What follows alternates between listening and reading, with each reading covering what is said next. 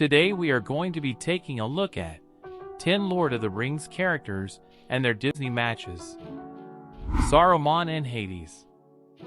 While Disney films have some pretty amazing villains from Maleficent to Scar, there aren't many that match all that well with the villains in Middle-earth. However, while there's not a great match for Sauron, Saruman has some similarities to Hades. They both have a connection with good figures such as Gandalf and Zeus, but they become evil and go outside their roles to gain power. Galadriel and Elsa. Galadriel and Elsa have a lot in common, especially when it comes to their appearance. They're both extremely beautiful with pale, almost white hair and blue eyes. But the similarities are not just about looks. They both have personalities that are somewhat aloof and icy, and while they are good characters, they are also extremely powerful, and even rather intimidating because of these powers. Merry and Pippin as Gus and Jack.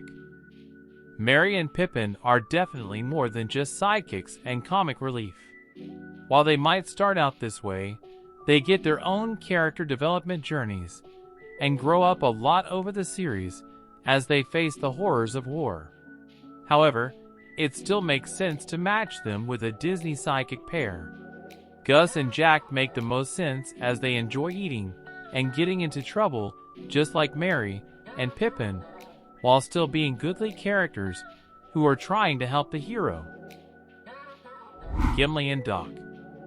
Given that Gimli is a dwarf, it makes the most sense to pair him with one of the 7 dwarfs from Snow White.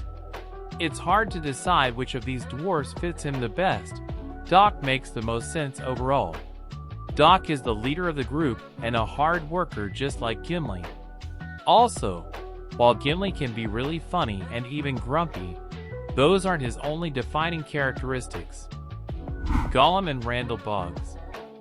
Gollum is another character that is hard to find a Disney animated counterpart because he's such a creepy, strange creature that doesn't really fit in a children's movie.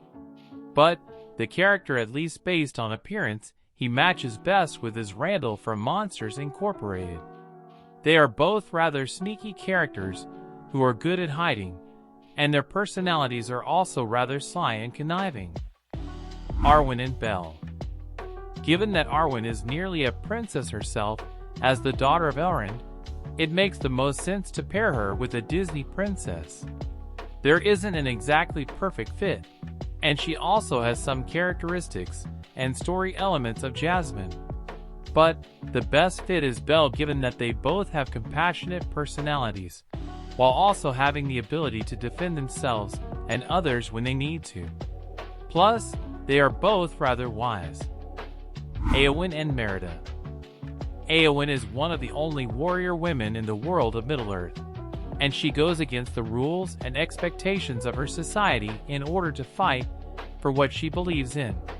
In this way, she is very similar to Merida, who also goes against the grain and is a fierce warrior. Plus, they both come from fictional societies that are inspired by Old English traditions. Aragorn and Prince Phillip.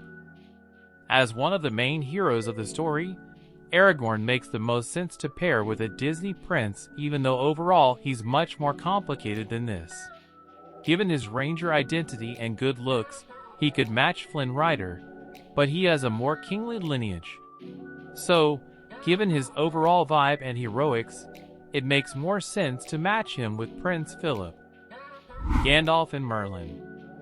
This is probably the most obvious comparison on this list, given that both of these characters are old, white-haired wizards who are mentors. Merlin might come from the legends of King Arthur originally, but Gandalf has reached a status where he is basically as well known. They are both powerful wizards who have a somewhat eccentric and humorous side to them. Frodo Baggins and King Arthur. Frodo is definitely a difficult character to find a Disney counterpart because most of the main heroes from these animated movies are princesses, princes, or animals. However, given the comparison of Merlin to Gandalf, it does make overall sense to imagine Frodo as the young King Arthur from Sword in the Stone. However, Frodo has a much darker journey that doesn't end with being a king even if he is a hero. Thank you for watching, and I will see you next time.